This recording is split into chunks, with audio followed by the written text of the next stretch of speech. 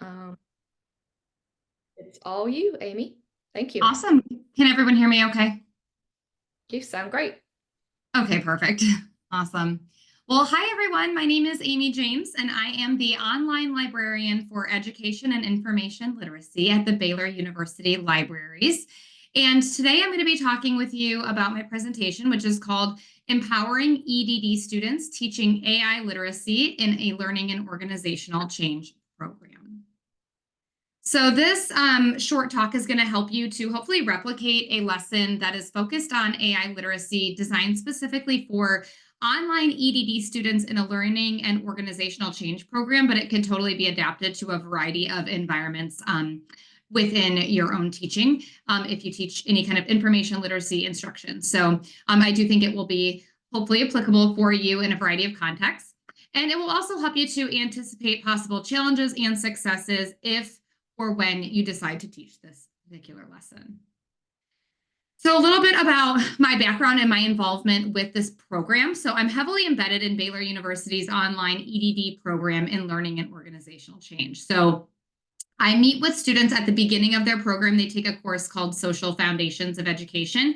And then again in a problem of practice, which is their kind of dissertation that they do, phase 1 and 2 course. And then I also meet with them in their phase 3 course. So kind of 3 major classes. And then I also go into the class for students who are doing qualitative or mixed methods as their methodology, since I'm the person who helps them with the software that we use for qualitative data analysis, which is in vivo. So I meet with all of these online students, and I also meet with them during their first immersion experience. So all of the students that are in this program, they're all over the world, but they come to Baylor. Each cohort comes, and I go and meet them in person, and I get to kind of see them and teach them a little bit of information literacy instruction in person as well. So a faculty member and I were having a conversation after one of the immersion events that I just talked about. And we got to talking a little bit more about AI and about how students in the program are using AI, but they're not really using it critically. And so the faculty member actually discovered that there were several students who were trying to cite sources in their problem of practice dissertation that were hallucinated by, ChatGPT or another AI tool. So they decided that students are now going to be uploading all of the articles that they cite into their problem of practice dissertations into this like box folder. So each student's going to have a box folder with all of their articles that they cite. And during that conversation, I also mentioned having a similar interaction with a student who was in the program during a research consultation that I was having. So during the consultation, the student had said, hey, I cannot find this article. They gave me the information, the citation information. And I said, I think we have that journal. So I go and I look in the journal and I go to the volume and issue, and the article that they're looking for is not actually in that volume and issue, and those page numbers were incorrect. So it turns out that the article actually did not exist. And the student had a conversation with me about how, they had asked ChatGPT and it gave them this article and it sounded really good, but they couldn't find it. And that's because it was not real. So as the faculty member and I were sharing our stories, we talked about how I might be able to work some AI literacy into the session that I teach at this immersion. So my main goal was to teach students to be critical of the responses that AI produces and then not just stop there, right? So when I teach evaluation and authority in a traditional information literacy environment, I like to focus on using the shift method by Michael Caulfield. And I figured that I could kind of incorporate that as well into the critical evaluation of AI responses. So I kind of wanted to take that shift model and apply it here. And so part of my session that I was already doing, at immersion, focused on using a tool called Padlet. You've probably used it before, but it's just a free tool online where students can work together to build a research strategy. So part of that involved students working together to, brainstorm synonyms, related terms and phrases, both narrower and broader. And then after having them do that just as normal, as I normally would teach it, I pointed out that, they could use a tool like ChatGPT to do something similar. And I got a lot of responses along the lines of like, oh my gosh, I could have just had ChatGPT do that for me. Why did you just make me do this whole concept mapping activity? And I explained that, let's go ahead and see what it actually gives us. So I had them enter a prompt, and the prompt that I gave was, I'm working on developing a search strategy to use in a library database to find peer-reviewed articles on my topic. My research question is, what is the impact of professional development on elementary teacher retention? Can you help me brainstorm search terms that I can use in the databases? So that was the sample prompt. And the results that were provided were actually a great replica of the concept mapping Padlet activity that we worked through together. So you can see some of that here. It gave us some main concepts. You can even ask ChatGPT to provide you with additional synonyms if you want more.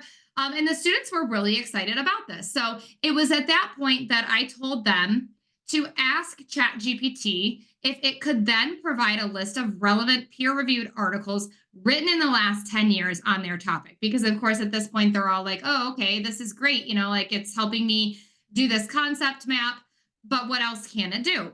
And so that was what I wanted to look at next, and have them kind of explore a little bit with this SIFT, kind of stop and investigate the source and figure out what it's actually telling you. So initially, when we asked it, it only gave us 2 articles, and it did actually link to the sources, which I think is a little bit of a newer development with ChatGPT, because when I tried this activity, like when I was doing the planning, it was not providing links to sources. So that was a good update. The 2 articles, it was not enough. So I went back and asked it during the session, can you provide 10 sources? And it provided a list of 10. As you can see from the screenshot, those are the last 3. But you can see that for the last 5, it did not include source links. So the first 5, it did include source links. The last 5, it did not include source links. It just included, as you see here, the title, a date, and then just a short sentence kind of description of the article. So after reviewing the results, I had them follow the basics of the SIFT model. And that was, again, developed by Michael Caulfield. And I had them first select one of the sources that did not include a link back to the original. Then I had them stop and investigate the source, Google the article. What journal was this article written in? Was the journal real? Was it peer-reviewed? Find a little bit more out about it. So stop and investigate the source. And then also go out and see, can you find other articles on the same topic? Do those exist? What else do you find out about the article? Are there citations included that might be helpful? And then I have them take the keywords that ChatGPT generated and put them into the library's database. And so I'll usually have them look in ERIC or Ed Research Complete, since they're mostly looking at education topics. And those are 2 databases we have that they're familiar using.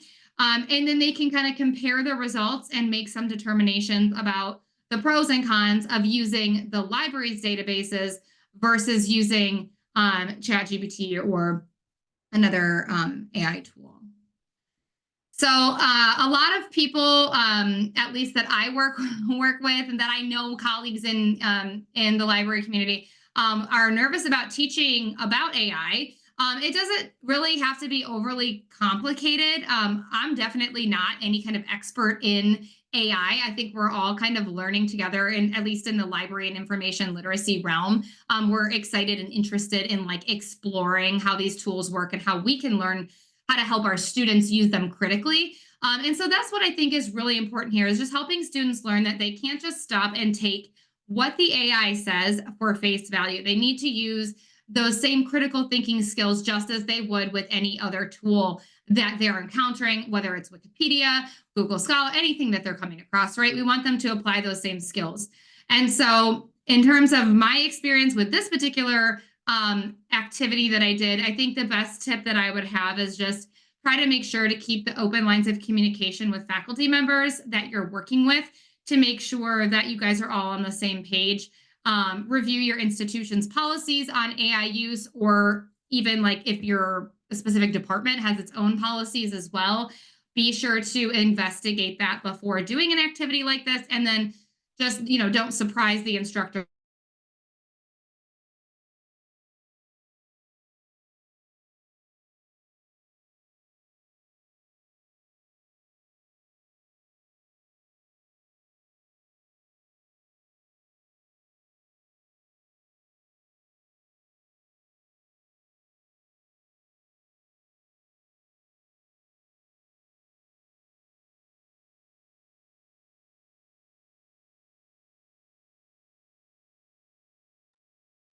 Okay, it seems that Amy is frozen.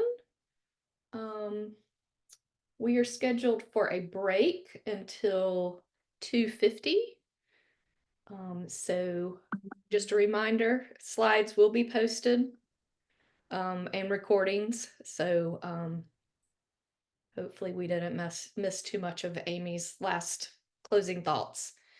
So please be back at 2:50 for the next session. Thank you.